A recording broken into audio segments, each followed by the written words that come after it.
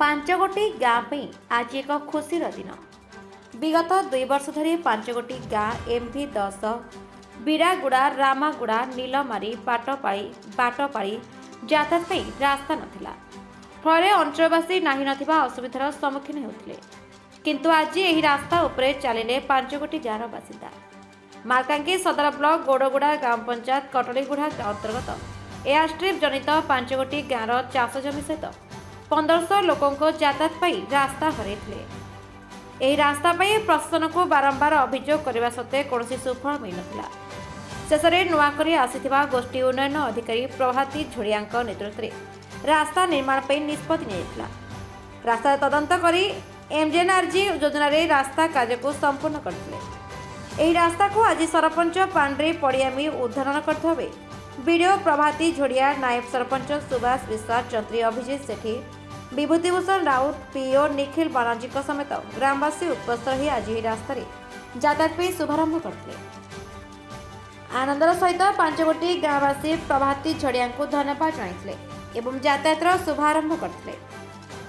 ମାଲକାନଗିରିରୁ କଲ୍ୟାଣ ରାୟଙ୍କ ସହିତ ସଞ୍ଜୟ ଅଧିକାରୀଙ୍କ ରିପୋର୍ଟ, ଦ ରିପବ୍ଲିକ ଓଡ଼ିଶା 24 ନ୍ୟୁଜ୍। आज कौन कार्यक्रम रही लोक मान जो असुविधा समस्या आपण मैंने जानते आम गौड़गुड़ा पंचायत मालकानगिरी ब्लॉक गौड़गुड़ा पंचायत ठारे आगामी दिन में एयर स्ट्रिप आरंभ होगा जाऊँगी किंतु ता बदल जो मैंने जमी लूज करते लैंड लूजर थे 5टी ग्रामर अधिवासी से अल्टरनेट रास्ता नाला किंतु आम ब्लॉक प्रशासन तरफ MGNRG आम रास्ताटा कलु आज से रास्ता कम्प्लीटेड होती ए द्वारा आमर 5 ग्रामर पाखापाखि 1500 लोक उपकृत हेबे।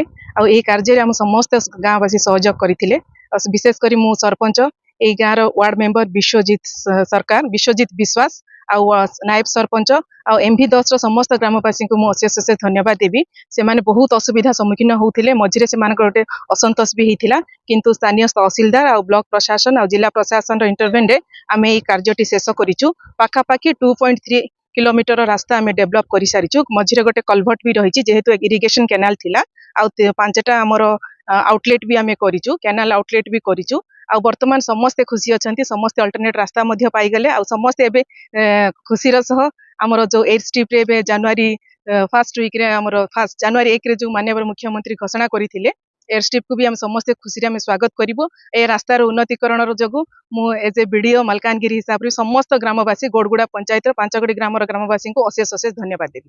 धन्यवाद। गौड़गुड़ा नायक सरपंच MV10 मोर घर आमर एयर स्ट्रिप होगापाई बहुत 5टा गाँव बहुत असुविधा थिला।